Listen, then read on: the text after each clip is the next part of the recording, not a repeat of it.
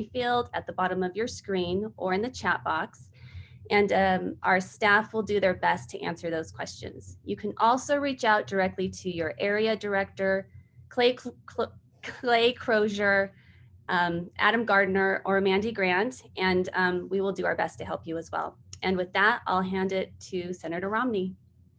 Thanks, Mandy. Appreciate your help. And let me note that one way to get in touch with us is to go to romney.senate.gov/small business.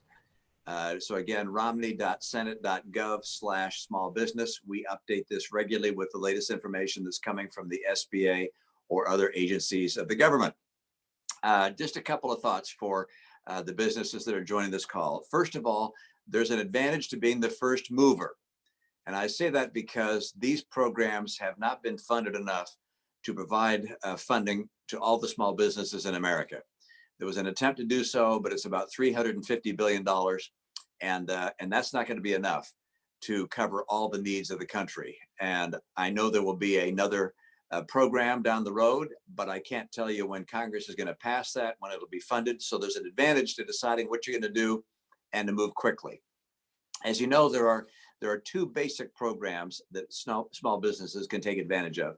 One is called the Economic Injury Disaster Loan Program, EIDL. And EIDL has been funded with additional capital. It is associated with working capital needs. Loans can be as large as $2 million. And on an emergency basis, they will loan some $10,000.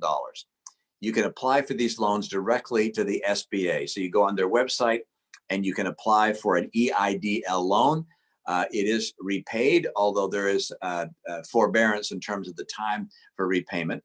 Utah has been designated as a disaster area, and therefore Utah businesses are able to receive the EIDL loans. The other program about which much more has been written and discussed, where there's a lot more capital employed, is called the Paycheck Protection Program, PPP. And this is a program where a small business can apply, and they apply not directly to the SDA typically, but instead to their bank that is an SBA-backed bank or a credit union. And a business can look at what their average payroll was, average monthly payroll over the last year, multiply that by 2.5, and that's the amount of available funding that will come through this program. The money is anticipated to be fully forgiven. So basically, it's free money as long as the money is used for an appropriate purpose. And the purposes for which it can be used are payroll costs, wages, tips, unemployment benefits, and so forth, as well as salaries, as long as the salary does not exceed $100,000, rent, utilities, interest on mortgages. So all of that will be forgiven. Now, the challenge is if you've already laid off employees, the question is, well, gosh, I can't get my number back to what it was before. Well, this gives you time to rehire employees such that you will qualify for this loan. I would also note that in order to obtain this funding, which is again anticipated to be fully refunded or fully forgiven, that is, you will have to show that your business has been substantially hurt by the COVID-19 crisis. I'd also note that in order to qualify for this loan, you have to have less than 500 employees. That also includes, by the way, gig workers, independent contractors, sole practitioners, nonprofits. Any one of those types of entities is able to apply again to a SBA-backed bank or credit union to be able to receive this loan. I'd also note that you've got a decision to make because these loans, being only 2.5 times your average payroll, are not going to cover you for the rest of the year. There's no question they're very advantageous in that they will provide funding for you, and as long as you use the money for those qualified expenses I've described, the loan will be forgiven. And there may be some exceptions as to certain types of expenses. So you'll have to talk to your bank and potentially go on the SBA website or go on our website, again, at romney.senate.gov, and you'll be able to learn what the exceptions are. But because this is going to be forgiven, it's pretty tempting to get to get this money and be able to operate your business knowing that that's going to be forgiven. But there is an alternative, and that is to let go of your people, put them on furlough, and have them go on unemployment insurance. Now, typically, unemployment insurance is about $350 a week, which is well below what people are used to getting paid by and large. But as part of this rescue package that Congress passed, we have added $600 a week to that payment. So for the next 4 months, the unemployment insurance rate in our entire country will be whatever the state level is, roughly $350 plus another $600 on top. So $950 a week. In many cases, that's more than your employees are currently making. And so it will be tempting for them and or for you to actually lay people off and let them receive these unemployment benefits.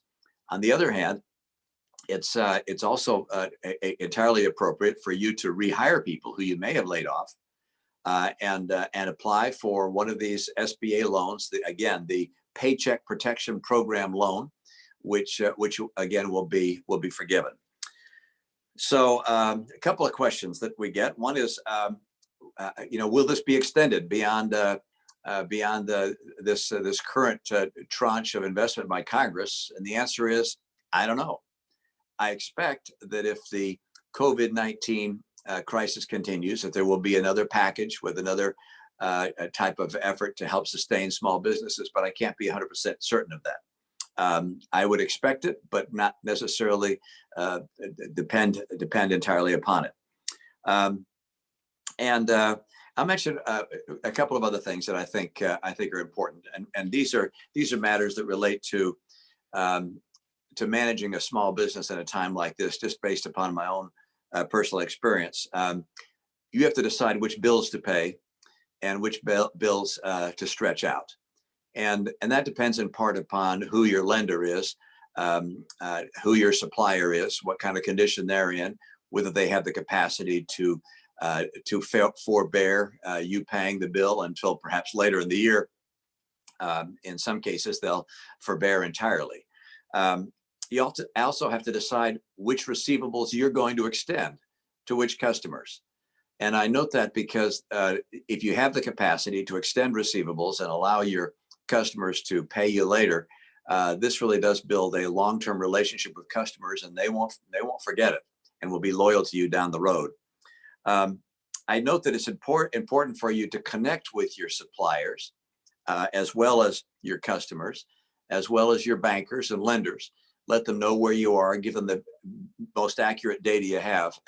People fear the worst if they're not communicating with you, but if you let them know exactly where you are, which you anticipate you'll be able to do, they have more confidence and are more likely to extend you the benefit of the doubt. I noticed that it's a time for you to focus and to decide what's absolutely essential to the survival of your business in this difficult time, and then to divide the tasks that you focused upon into different task forces or different individuals who take responsibility for each one of them. Everybody doing everything is a good way for nothing to get done, and you can't do it all yourself. So finding a way to divide the tasks and have individuals have responsibility that they report back to you on is a good way to get the job done and to keep people busy at a time when, in some cases, people are pretty bored at home. And finally, I'd note that this is a good time for you to rethink how your business is going to change after this is all over. A lot of enterprises are going to have to change the way they've done business because people aren't going to do things the way they used to do them before COVID-19 hit. That's not true for all businesses, but it is for many, particularly in the retail or advertising, publishing, a lot of places, even construction. Home design is going to probably change in part because of this, as people look to have home offices. So you might want to think about that and do some preparation for what the world is going to look like afterwards. I'd finally note one more thing, and that is different states are going about this crisis in different ways. And the experience that I'm seeing as I look at other countries suggests that there's a model that works long-term and one that doesn't work so well. Doing nothing, I think, would result in a very steep incline in the number of people who are sick and who die. Social distancing is certainly going to help, but it's going to mean that we flatten the curve But that's not a cure. Flattening the curve just means this is going to go on for a long, long, long time, because ultimately it's going to get everybody infected, or not everybody, but a lot of people infected. So that's not the answer either. And there are others who look at South Korea, Taiwan, Germany, even China, and they have a different approach. Their approach was to do significant testing. If someone is tested positive, they then do contact screening to look at all their contacts to find out who they've been in touch with, and then they test those people. Anyone who tests positive is then isolated. They're isolated away from their family. They go into hotels, motels, college dorms. They receive food and they receive medical care, but they're isolated. And that is how South Korea, China, Taiwan have been able not just to bend the curve down, but to actually eradicate the growth of the disease. And of course, there'll be hotspots again. But when a hotspot occurs, they go in and they test again. They do contact screening to find out where they've been, and then they isolate those that are sick. So I'm hoping that we learn from that lesson in Utah, and that we, along with other states, are able to employ it. Places like New York, it may be too hard at this stage, given the extent of the disease there. So that's a quick update. I would encourage you to move quickly on this, to apply for the payroll protection plan funding as soon as you possibly can. You can go on our website or the SBA website to find out exactly what you need to do. Get the documents in and get that loan before the money's gone. With that, Mandy, anything else you'd like me to add? Mandy, are you there? There you go. I am, Senator. Hi. Hi. No, if that's all of the Q&As that we have, then we'll conclude there. I would like to redirect everyone to our website. There is all kinds of information there, both on the state level and on the federal level.